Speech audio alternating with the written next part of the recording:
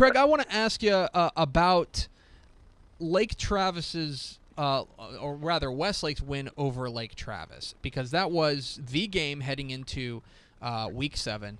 It lived up to the hype, not only in the sense that it was a fantastic game between two very good teams, but also we got a bit of a surprise at the end of it. Now that it's settled down, and we talked a little bit about it on your show about the playoff implications with this, but now that it's settled down, should we have been surprised that Westlake beat Lake Travis? No, I don't think we should have been. First of all, if we go back to the computer again, didn't Jerry's computer have Westlake winning by a point? I know it was plus or minus 2. It was I know it was basically a coin flip type game. Yeah.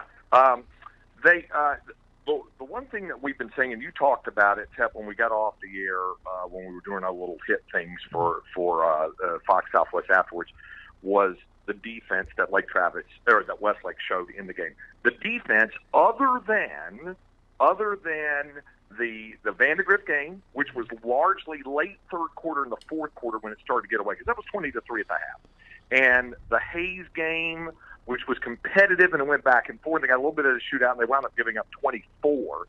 Other than that, their defense has been pretty salty. The College Station game was a season opener. It was cobbled together. I don't count that quite as much.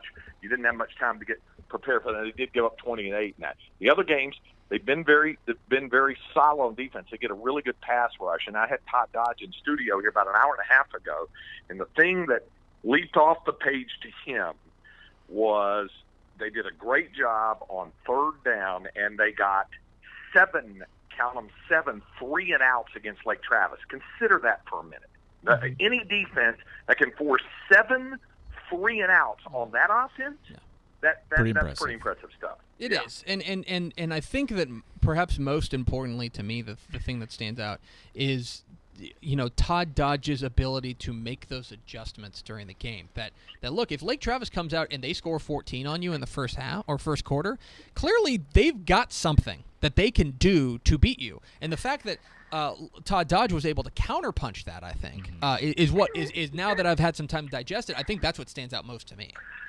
Yeah, he said that he was very pleased,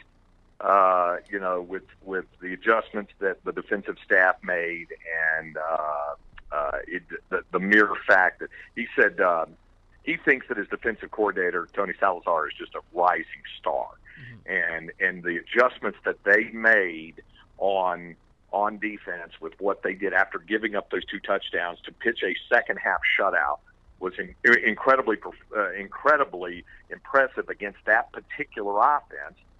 Because the one thing we've been saying about Lake Travis this year, it's 2 things really, and one kind of reared its ugly head a little bit for the Cavaliers. But the main thing was their issues on defense.